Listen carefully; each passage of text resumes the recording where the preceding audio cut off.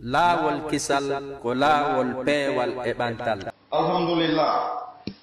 alladhi ja'ala al-layla wan-nahara khilfatan liman arada an yadhakkara aw arada shukura. walhamdulillahi alladhi ja'ala as-shamsa diya'an wal-qamara nura. wa ashhadu an la ilaha illa Allah wahdahu la sharika lahu subhanahu wa ta'ala amma yaqulu az-zalimuna uluwan kabira. وأشهد أن محمدا عبده ورسوله صلى الله عليه وعلى آله وأصحابه وسلم تسليما. أما بعد أيها الناس اتقوا الله تعالى واعتبروا بما ترون وتسمعون. تمر الشهور بعد الشهور والأعوام بعد الأعوام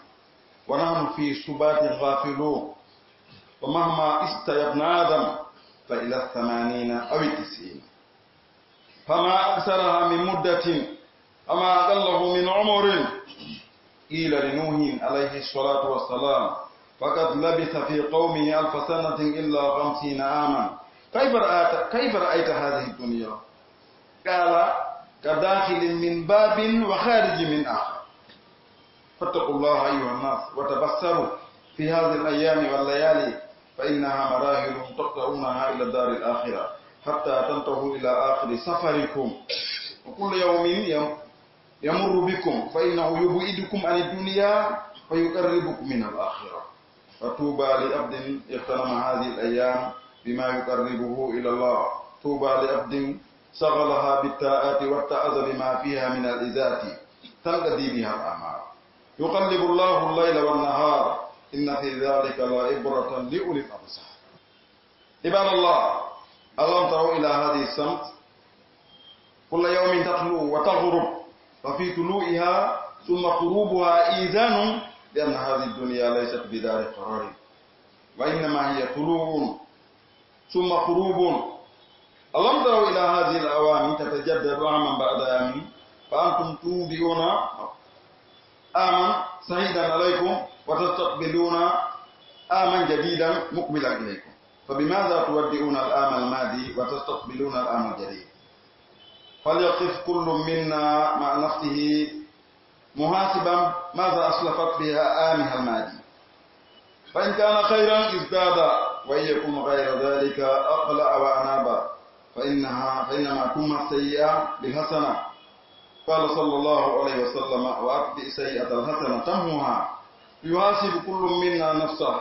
عن فرائض الإسلام وأدائها، عن حقوق المخلوقين والتخلص منها، عن أمواله التي جمعها من أين جاءت وكيف ينفقها. أيها الناس، حاسبوا أنفسكم اليوم فأنتم أقدر على العلاج منكم غدا فإنكم لا تدرون ماذا يأتي به الخادم.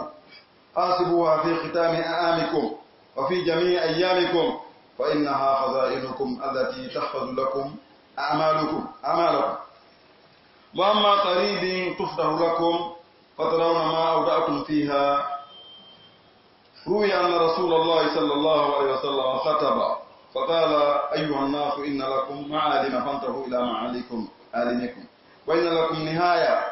فانتهوا إلى نهايتكم. إن المؤمن بين مخافتين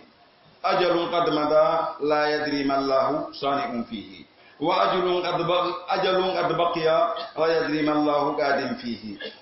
فليأخذ العبد من نفسه لنفسه ومن دنياه لآخرته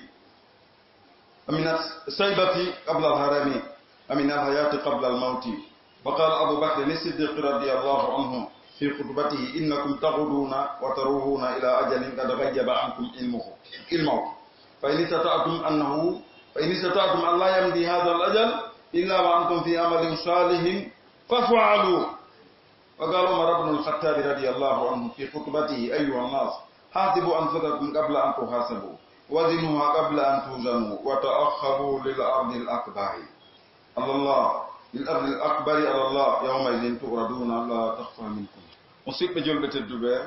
ettore wodani Allah tabaraka wa ta'ala lanɗo mawɗo towɗo seniɗo taguɗo nde ɗo tagore fof e mun jeeya ɗen tagi tagoji buy ko en anda kono eɗen andi no wooti. ettore wodani on Allah waɗɗo jemma e ñalorma ko luutondira e ɗum ni ko ñalorma wonɗen ɗo e no gasa 5 heures de temps ha 6 heures de temps hara ko e jemma wonɗen si aduna on fof mawɓodiri lamɓe e laamaɓe mo kala addi ko wawi kon fiyo ronko nikkude wawata na e sago men aduna woni yaaɓe sina ɗum wakkatuji goo ndereji goo saabu hittugol majji en darnay no nangue min harge mutaji tawi on tino jogui conci paykoye ma paɗe paykoye ko fewndu juldere ko baltati tan juldere nden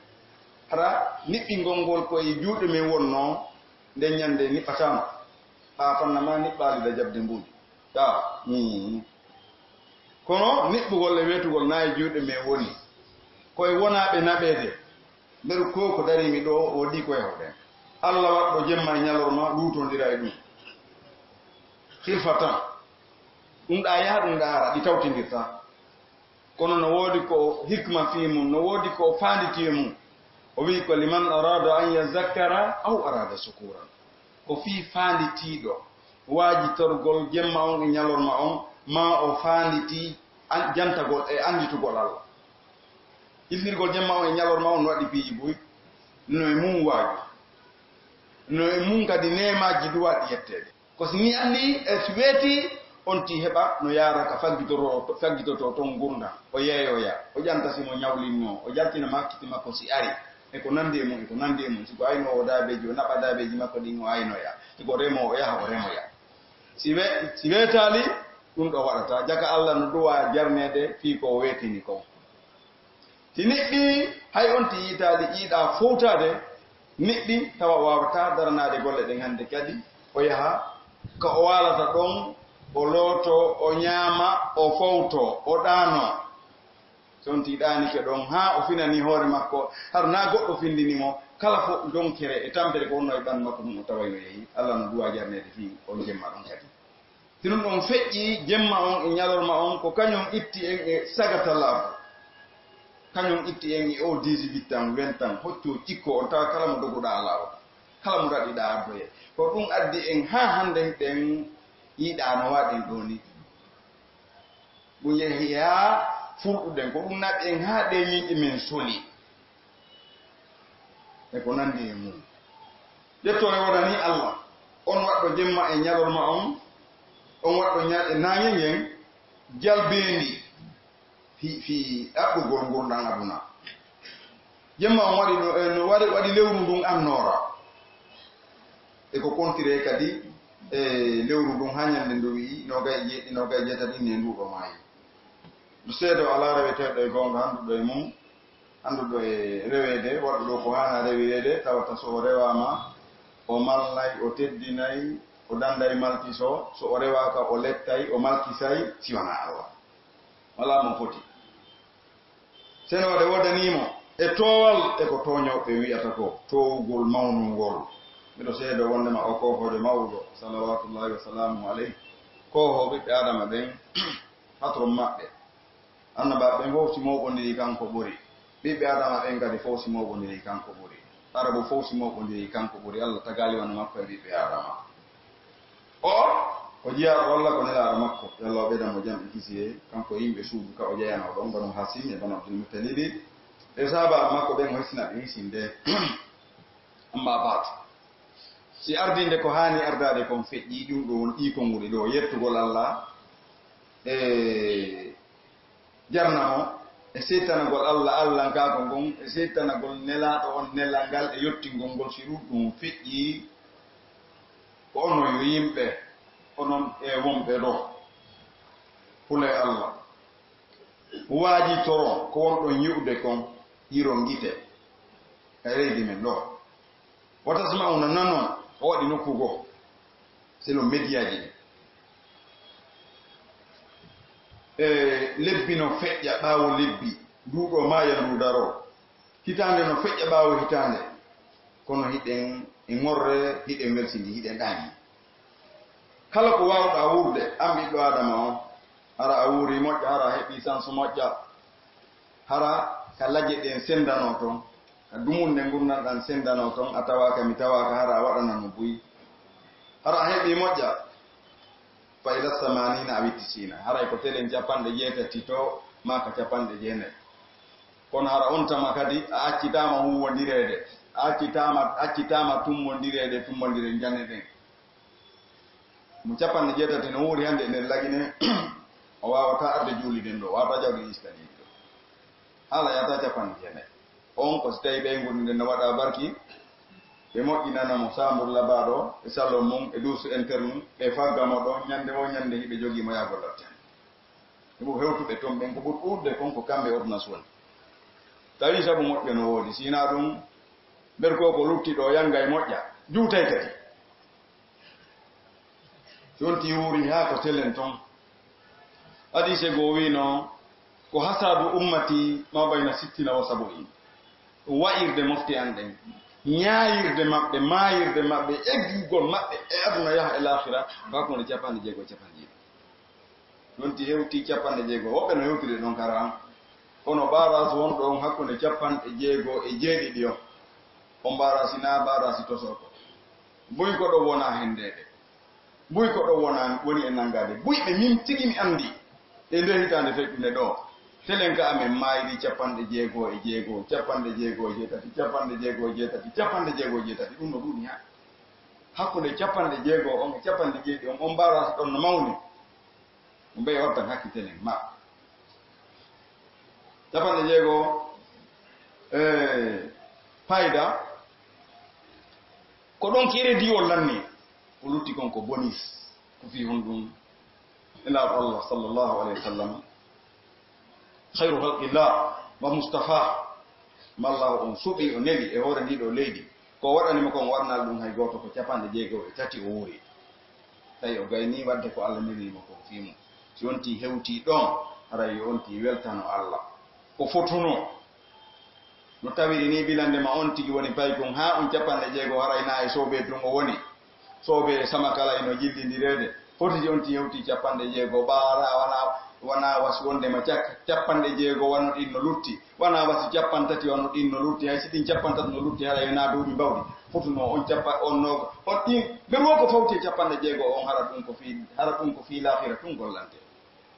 ɓa ko mooɓa aduna kon fof min e mon e yii ko ɗo accete hay goto naɓorta hay hunde ngalo men miskino men lamɗo men laamaɗo men jon sabu ko ala sabu kala ko onti wawi hewtude e jarja o iwdata e aduna illal utun wal kafanu si wona hottollo e kasange hottollo o ɗum ukkete ka kine fiiɓata si tawi hara ƴiƴatno yartude hara hoore nden no mari probléme buna ko ɗum ukkete ka honduko tawi ñiƴi ɗin soli ɗum fof ulfitinoke loowe buna ha feppa ha on tiwa no wano fewndo won tagata oya buna waɗe parfum waɗe rew nawre ley ton kadi udde ɗumɓe ɗiɗo nokkeli tati gaynama waɗede hottollo kasange on adde ko ɓuri ɗurde kon feƴƴata tati onti monde ɗon haɓɓe naɓɓe tinna kam noon fewndi ɗo hara woɓɓe no noto téléphone ɓeyni alors so min gayni sorude meɗen arde andali allah dikari no fati no aduna way noon e yawde iwede mum e yawde eggede mum e dulledi mum e ko neɗɗo mo yanganiɗa waƴƴitito to waɗe ko boni kon no fandi ha waɗɗoma ko boni harnamo yanganiɗa harna waɗanɗoma ko boni no fandi ha ko goɗɗo waɗite ko bonni ɗum o ɓurɗurde kon hara ko ɓe moƴƴiɗa e mum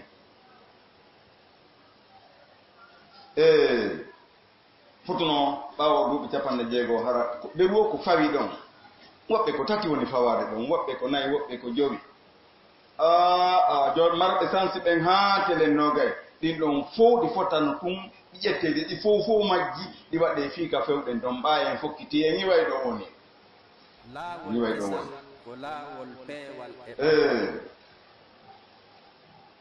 ala ko raɓɓi ɗiɗi ɓa gurnaga duna hayti on ti heɓi capan jeetati ma capan jeenayi annabi nuhu wuuri e wuuri hewre leydi ɗo duuɓi wulure goɗɗo ɗi allah janti ɗin e nder alqurana ko 950 goɗɗo wuura e duuɓi 40 so nele 40 no ɓaawo ɓaawo tufan on kadi wuruno o wuri wulure pawdi ñande go o wiyano ene ko honno yiruɗa o ɗo aduna nuhu kayfa ra'ayta hadhihi dunya ene annabi nuhu ko honno yiruɗa aduna fagala annabi nuhu maki ka dakhilin min babin wa kharijin min akhara o wi aduna on no wayi wa suudu ndu dambuɗe ɗiɗi on ti nawtira e ngal ɗo ko yaltira e ngal to ko annaba jaaɓo e généraux ji annaba ɓen marɗo teddude buy no jeeya e teddungal ko mari kon enen ɗo fof e koye ɓiɓɓe makko ala e hor lendi ko wiyete kon insa gorko ma debbo sina ko ɓiɗɗo annabi nuhu ɓaawo tufan on ɓaawo ndiyam wangotoɗon ɗam ɓaawo allah on halki kala ko wurno kon ɗen ñande ha lutti yawɓe ɓen kalano ɓaaɓe ɗum ɗon kadi feƴƴi ugga waywa choléra arno yimɓe ɓe fuu maayi ha lutti ɓiɓɓe annabi nuhu ɓen ɓe o lumbiɗuno ɓe daɗo andi o e yoolino sama e hama e yaafisa enen ɗo fof koye ɓiɓɓe makko ɗum ko ɓurago noon to kanko woni aboul basari thani ko mama sorojo men ɗimmo on noon so feƴƴi adama e ɗum ɗon feƴƴi allah on soɓɓitemo nelimo o wuuri duuɓi temeɗɗe 9 himo noddude ka diina allah o initirimo simore alquran allah janti ko wuuri ko ngadira alquran o wi wala gada arsalna nuhan ila qawmihi fa labisa fihim alfa sanatin illa 50 aman fa akhadhahum tufan wa hum zalimun fa anjayna wa ashaba safinati wa ja'alna ayatan lil alamin o annabajo nuh alayhi salam e mari wiyeteɓe nuh boy inna ibrahima nuh hakke ko ɓe yiɗi initirgol ɓe moƴƴo ɓe o landama ene nuh ko onno yiruɗa aduna emo joƴƴidi e landiri ɗum ɓayra o neeɓi aduna ɓuri buy no falɗi wanɗo e hewre leydi ndi wa ko annabi nuhu wuri ko o inna ene nuhu ko honno yiruɗa aduna wonminnoɓe nuhu wiyete ko abdoul ghaffar ko honno yiruɗa nde sari aduna ɗo o wi no waywa suudu ndu dambuɗe ɗiɗi on tiri naatira e ngal ɗo o yaltira e ngal ana hara on ti joɗaki to ɓe naali mo tafi mo yalaltono ko noon aduna on wayi si eɓɓidirama e lahira aduna ko saare wiyatake ko saare nde fotaka yanganede kono noon ko saare koye onti si ari ɗo e ko waɗor amora asora ko ɓuri laɓede kon onti ƴetta ber ko aduna o gasata e ɓawa mum kon o gollitira o lutti kon o tertuɗa e ɓe ala hakkille blagno nasuud o wi adduniya daru man la dara lahu wa malu man la mala lahu walaha yajma'u man la agila lahu o goto e sabab yanoɓe adiɓe ɓen e sabaɓe ya ɗo e ɓurɓe ɓe wawde janngude alqurana ɓen o wi aduna ko saare nde annduɗa jommayde ala saare hooro nde ɗo tun ala saare wa malu man la mala lahu e jawdi ma annduɗa ko jawdi aduna ndin tun o holori o ala jawdi walaha ko wonande aduna jajima u moɓanta jajima u gollanta malla agulala o mo laaki no weli famde no metti famde so wonti ari wana yo ñobu juuɗe makko ɗen nde o goɗɗinna o gollata ɓay ko aduna iwete o neɓata balma o golla o heɓa ko o wuura harana e juuɗe yimɓe ɓen na ñawlagol na jattugol na kansugol na toragol na domugol na fewnditagol na ñamugol jonde na ñamugol kalifu harana ɗum ɗo o heɓa ko o wuurata hayso o wurnori yimɓe no moƴƴi o lutti kon e wandema ɗon wonti waɗa doy amoraso ɓayra wana wasi wontima wana wasi wondema o luttay ɗo wana wasi wondema kadi kanko e hoore makko so fokkiti si wona ko hikkino yeeso o naɓorta fus o jeyɗo ko ndiyan ɗan o lowtirteɗan e parfum on e sabunde nden e kasangue on e hottollo kon ko ɗum ɗon o sadakaji ko watte nde ñande fof maaro e tew e ko wana ɗum ɗon fof ko welnalngol mari welnalngol wurɓe oɓe ɓen hara yokkota noon tigi on noon timdi haray hunde fotani wattanede en feƴƴi ɗon kaɓe landi ɗon annabi num ko honno o yiɗi aduna o wi no wawi lartingol e dambugo suudu dambude ɗiɗi natira e ngal o yaltira e ngal ɗum ɗon feƴƴi ko onon yo yimɓe hulle e allah takkite moƴƴa e ɗiɗo ñalɗi e ɗi wonɗen e mum e ɗiɗo jemmaji wonɗe ɗanade mum ɗum ko sagaraji ɗi wonɗon taƴitude ko lehi sagaraji no wiye sagara fiyagol ka galle l'ahira mana eɗe a galle ɗe fewɗe moɗoygol mum sen iwi e ɗeɗe wonɗen ɗo ha fewtoyon ka seteyagal mawgal haalata ɗon seteyagal ngal no woodi haardugol façon mum ɗiɗi wodi haadugol ko habbondirte ɗon ɗum ko ka berɗe no wodi haadugol si tawi yimɓe Allah immintini yimɓe ɓen fof wi dargal ngal ɓawonde ñaawa ha gasi ɓe we e wirde mum fari ɗum fil jannati wa fari ɗum fis sa'ir ko ɗo sete yagal ngal lasata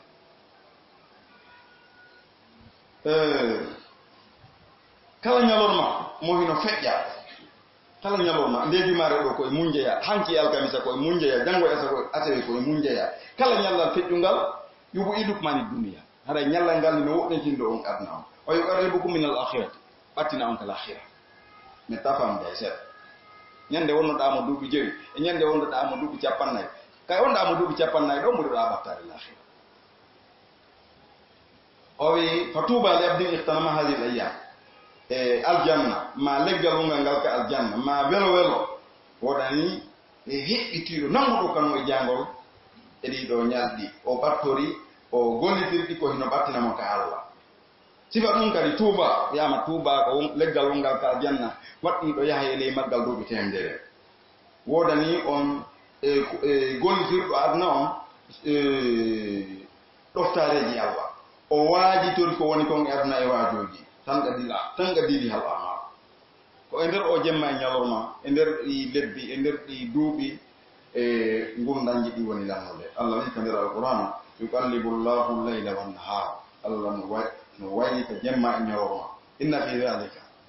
woni e waylitugol ngol jemma e ñalorma la ibrata tasakuye ko fota wattanede hakkille li ulil absar wonande joomiraɓe hakkillaji ɓe wonande ɓe ndaaroɓe piji ɗi darɗe taskagol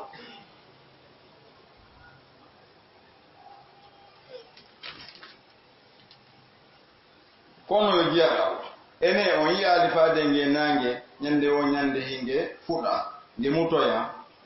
woni e fuɗɗugol magge on ƴellito e muttugol magge on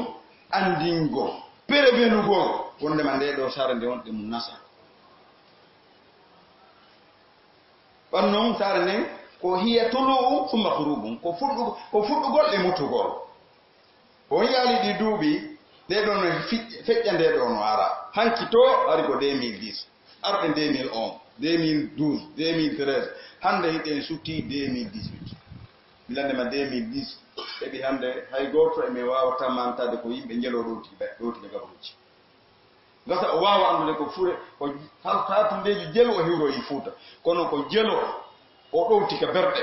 wiwandema dixin ɗo ha afiya ha hamdallahi ha baylo baya ila machallah on ti wata andude jelo o suri e nder nde hakkude ɗo ñande go tun tourma on hewti ndete kaari mayi mayde ko fuɗɗorte ko haawagol no on ti fotata wo ko hakkillaji yimɓe en ko noon haaworte siko gandal o mari ma siko jawdi ma siko laamu ma siko jaawo ko teddungal mo yitte yimɓe makko ɓe mo gayni haade haa wete moƴƴa iye allahu akbar ko ñalande kaari men wayni ebba ko nini iye o haawo ɗon haa o sakkitoro no gasa du'anagol may ɗon si ɗum ɗon feƴƴi o inna haray ko honno fi watti konngol ka hara ɓe nattay ɗum ko neeɓi o ko neeɓi feƴƴata ɗo ɓaltati si tawi surraka ɗo nattaka ɗon e ɗon innama e habbe ha hara ko jom sagataɓe haqiqaɓe wonɓe angleterre wonɓe français ɗo e ɗo inne awaye waɗe juma ɓe hara ɓe ngari kono a wonata aduna yontiri hande kadi hara yangi aduna on duwodiri on ti acca kala ko moɓi kon ɗo o accana façon yimɓe ɓen fof yiɓɓe e ayɓe ɓe ngurenen ɗoɗi haray fof no ton kono a yettata ko goto ɓe ngure mande no añuma haray on ti kañum kadi no andi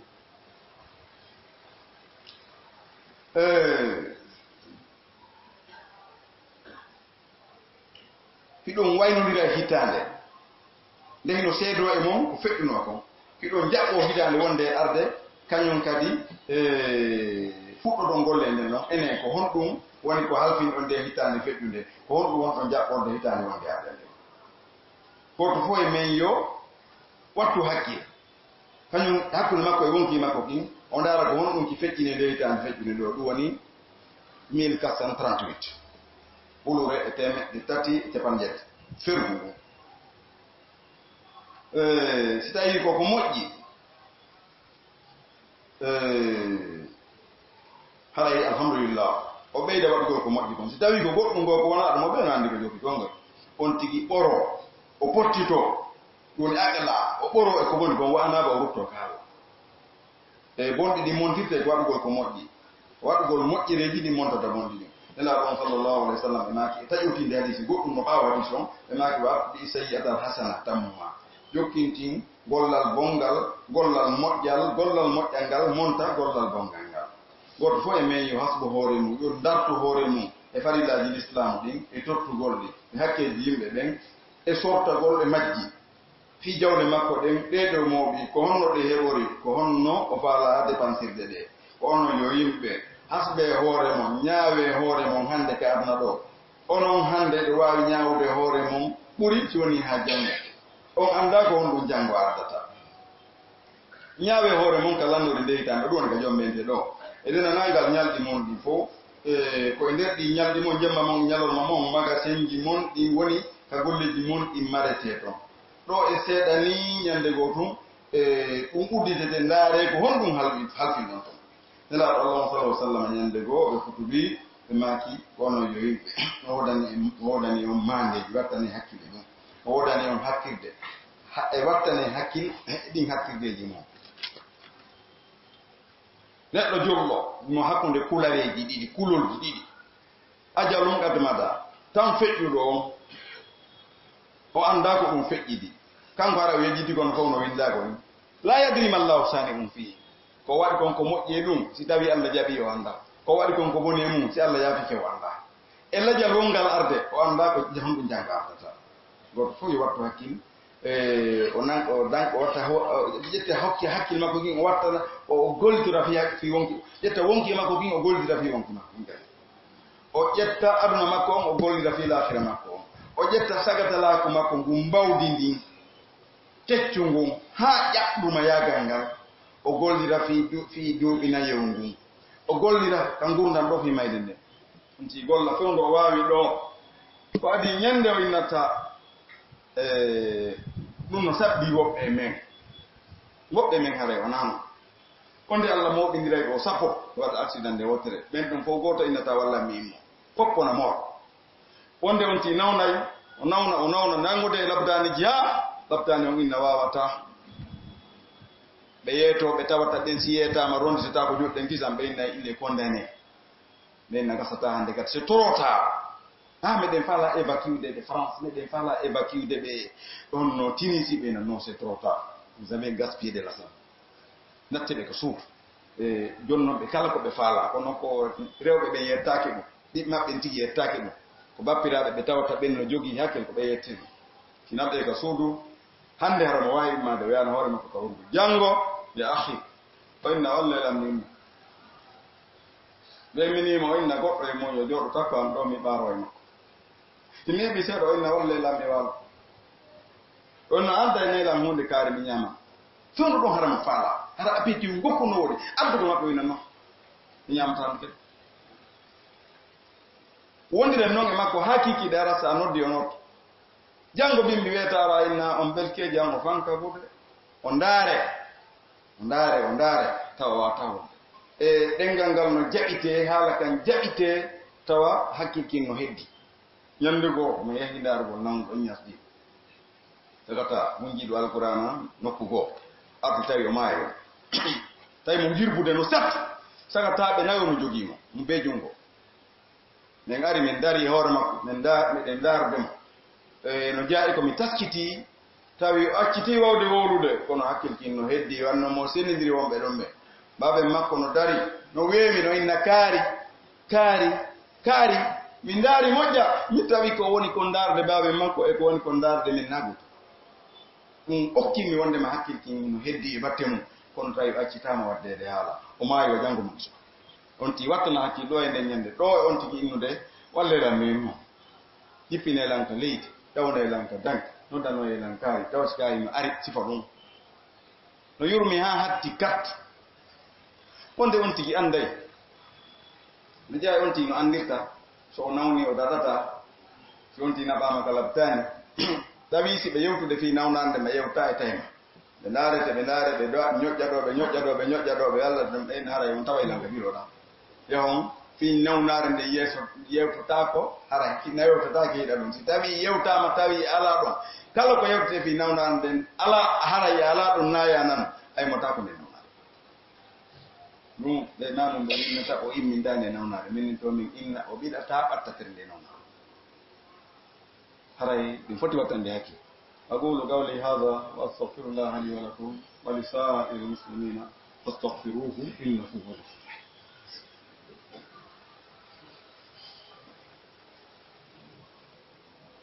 الحمد لله والصلاة والسلام على أشرف الأنبياء والمرسلين سيدنا ونبينا محمد وعلى آله وأصحابه أجمعين. أيها المسلم راجع نفسك على أي شيء تطوى صحائف الأمال أو صحائف هذا الآن فلعله لم يبق من أمرك إلا ساعة أو أيام فاستدرك أمرا قد عدأت أوله فإن أمر المؤمن لا قيمة له. قال النبي صلى الله عليه وسلم اغتنم خمسا قبل خمس شبابك قبل هرمك وصحتك قبل سقمك وغناك قبل فقرك وفراغك قبل شغلك وحياتك قبل موتك. هكذا أوصانا رسول الله صلى الله عليه وسلم باغتنام هذه الخمس قبل حلول أضدادها. ففي السباب قوة وفي السباب نشاط وانبساط فإذا بلد الإنسان انهبت نشاطه وضاقت نفسه وثقلت عليه الأعمال ففي القنا راحة وفراغ فإذا افتقر الإنسان استقل بطلب الأيس لنفسه ولإياله ففي الحياة ميدان فسيح لسال الأمال فإذا مات الإنسان انقطع عمله إلا من ثلاث صدقة جارية أو علم ينتفع به أو ولد صالح يدعو له. فاتقوا الله عباد الله واستدركوا ما فات بالتوبة واستقبلوا ما بقي بالعمل الصالح فإن إقامتكم في هذه الدنيا محدودة وأيامكم محدودة وأعمالكم مشهودة. وسبت جلبة الدبي كو أيو جلو يوتي wonki maki batta hakki e ko hondum golleji ɗi kaydiji nde hitande feƴƴude ɗo ona e ñobbede no gata reddaki e gurdam maɗan sina leereji ma ñalɗi ma duuɓi wattu haqqil heɓɓitoɗa no moƴƴintinira gurdam ɗa yeebunoɗa ɗa yeeɓuɗa arande mum nden gurdam neɗɗo alawale sina harok ka dina waɗa annabijo sallallahu alaihi wasallam ɓe maaki wattu hakkil profite occasion piiji jowi waɗi piiji jowi tagata laaku mangum adi a nawlude ɓeɓe haaju mum moƴƴi kow ɓeɓe haaju mum moƴƴi fof ko fewno ɓe woni sagata haaju maɓɓe moƴƴi ɓeɓe haaju mum boni fof ko fewno ɓe en sagata haaju maɓɓe boni haɓe ɗo galleji hande no hoɗiɗa no lowiniɗa ko fewno ɓe wonno sagataɓe koy na ɗo fewno ɓe woni mawɓe na ɗo bilandema duuɓi 60 on ti fuɗɗoto sodaɗa darnaɗa luwinaɗa waɗani o haɗa waɓu to on accimo ɓe marɓe diplôme ji fonctionnaire ɓe mawɓe fonctionnaire international ko fewno ɓe wonno paykum ɓe walla ɓe weli hakkil ɓe jaɓani mawɓe maɓɓe ɓe jaɓi jannguɓe ɓe kadi hunjiɓe alqur'ana ko fewno on tuma anna koye payku yagal haaju goɗɗo moƴƴata koye payku yagal goɗɗo malete koye payku yagal onti préparete ma o prépara hoore makko fi wongol mawɗo waɗaɗo barke mawɗo kelɗuɗo mawɗo haldideteɗo si tawi hino ɗon habbeteɗo si tawi haalaɗo onti yeeɓi payku yagal mum ngal o wonata goɗɗo télé ma ka aduna o wonata goɗɗo télé ma kadi wongol goɗɗo télé ma ka aduna tawi iɗa gayna haaju iɗa hunnani hoore ma an kadi no woodi ko nafata ɗa jogii ɓeyguru yeɗɗude an tigi hiɗa yeɗɗi si haaju ma ɓondirama ɓeynayi tawi alaɗo ɓeynayi habboɗen ɓe ka tonganoɗen halaji kaari hen seeɗa hoɓe tonganoɗen ɓe dey si tawi hiɗa ɗo an tigi siɗa faala innayi haray e fewndike ma ko ɗugol ko ɗummiɗiɗe en ɗo ko ciyan a wolari ɗum goɗɗo sina ɗon o innayi hara alaji en haray ko honno jooɗi julɓe ɓen tongike a haldidete si tawi hiɗa ɗon si ala ɗon habbete kono ko si tawi noon a bonnali sagata laakumal ngun sa ƴetti duuɓi ma kecci ngun a yaari ka barji to a yaari ka hôtel ji to a yaari ka moteur ji to e fiimugol e yarugol e ƴekkugol sewɓe haray an on ange ko saɗimon ko toolimon habbe haaɓe araray on dondiri haray luttanima ɗo ñamugol ñiiri si tawi tummonirama si innama teddungal julɓe ɓen fof si tawi ko haaju ma nanora ɗon tawi hena haajuma landitiɓe ko ɗum haɗi ɓe wola inde ma e ko ɗum haɗi teddiniro mi on yi Allah ɓeyna me yiyo ƴellen ka ɗum telen hal akhira sa jangi dina kam fewndo wonɗa payɗum a wona e mawɗo haraɗo andi ko honno Allah ɓe witte a wonata mawɗo mo capanɗe jeegoo ha yeeso toon ƴetta du'a nanga e yalagol wowla inde leɗɗe kaaje barki du'i jaabi barki du'ana jaabi siko ñiiri denna bo inna Allah yo miñam ɓuru mawna du'aki ɗon du'a sina de majjuɗo sina ɗum ɓe fof ko ɓiɓɓe yon tigi fi hon ɗum innirta yo miñam ɓuru mawna hay goto yiɗa ɗum kamum sago ma e mawnam kelɗay miñam kelɗay ñama ñiiri ma ndi ha gayna inna Allah miñam ɓuru mawnam ɓa anda ko wowlete na soobejum wo janga wonda e wondete ɓe ganda ko te koccata adna ko payku yaga kala yeeɓuɗo payku yagal mungal haray ka aduna ɗo o ɗowto arɗo ɗi o gaynata fus o duncata fus o wawata o waɗanta aduna hayunde o waɗanta dina kan kadi hayunde si tawi payku yagal goɗɗo woni ko payku yagal woni kanŋe gurna o wi profite occasion on fiiɗiɗo jowi payku yagal ma ngal adi a nawyude e kellal ma ngal e adi a nawnude e ngalu ma ngun adi a wasude sa heɓi mbuuɗi no gasa heɓugol mbuuɗi duumo no gasa ronka duumade waɗu mbuuɗi ma ɗin e programme waɗu mbuuɗi ma ɗin e keye o tawi ne o heɓuno ne gonto o hoodi o darnano dokkano soɓe famo jaɓano famodirede o jaɓu wiyede ɗuje ko nafata ko ono mari kono o heɓuno tawi ala ɗon ɗum nafata wa fara ha qabla sokolika e hettare ma nden ko addi a sokolde on programme jidiuɗa pandi e to da waɗa ko hana ko waɗede fewndo ɗon o hayatu ka qabla mautika e gurdam ma ɗan hadi e mayde ko ni nelaɗo Allah o wasiyori en fi porfitugol occasion hara jaɓali ɗiɗo waɗutuji perda ɗiɗo jowi ko addi contraire ji majji on arde no e ngalu fowtere e deƴƴere si neɗɗo waasi o tampi o sokolira e ɗaɓɓum o gurdam fi hoore makko e ɓeygol makko ni e ɗan ɗo gurdam arnaɗo wonɗen e mum tan no woodi fi gollugol golle moƴƴe neɗɗo tawi o maayi kala ka o heɓirayno baraji ɗum fof o windane golle moƴƴe ɗum ɗon fof taƴe sina tati sadaka duumotoɗo sadaka tawa o taƴirta fi on ti maayi on tigi okkata o ko on tigi okkata no waɗi woɓɓe ara ɓe ñamata ɓamani maɓɓe nden ɓawgol ɓe wudda noddano e ɗamodi kaari men ñama ha ara mo conti ñaami ka makkati ñamoyta nokko ñamoyta e ka mum ɗen mi wuuri ono ko fadda on tino wuuri ɗo de ɓeygureji goo haray yo ngalle on noon ka hara ɓeygure nden no wuddi ha ɓe miiƴi on ti mayay ɓe miskin ɓe accitade ñamon no woodi sadakati jariyatin sadakati jariya ko koloyru forage pom kolewal laawol duɗɗal ka alqur'ana honjete lekkolji ka ɓiɓɓe miskinɓe ɓen janngat sifa ɗum waɗugol piiji nafayɗiɓe ɓen hara aysa maayi nafay ɗe sadakatu jariya a wimu yunta faw ɓi ma gandal nafitortengal gandal diina wonti hara kañum tigi no jangi wakkilo janga ma on tigi janga kono mo andi diina kam mo yiɗi diina kam karama koɓe no woodi faalaɓe jannude kono ko miskinɓe ɓe ala tan jannugol ɓe accita jannugol ngol fi hoccitagol gurdam dankoɗa on karama kojo o hettatanmo o ɗaɓɓirayno gurdam on o ƴetta on ɗon tan o finance fi jannugol o ɗo patron jo kadi ko karama kojo patron jo ƴettayɗo jawdi mum ndi darna lekkol ka jangete darna markas ga alqur'ana honjete darna ɓiɓɓe janngu ɓiɓɓe marɓe ɓen wo ɓiɓɓe mara ɓen wo fof walle jannga ɓa ɓiɗɗo miskino janngata ko yoɓete kon no safti oɗo patron jo kadi ko jang ko karama oɗo patron jo oɗo ƴettuɗiɗo jawdi mo waɗimi on noon kadi ko karama kojo on ko jannowo kono karama kojo on wawata jangirde ni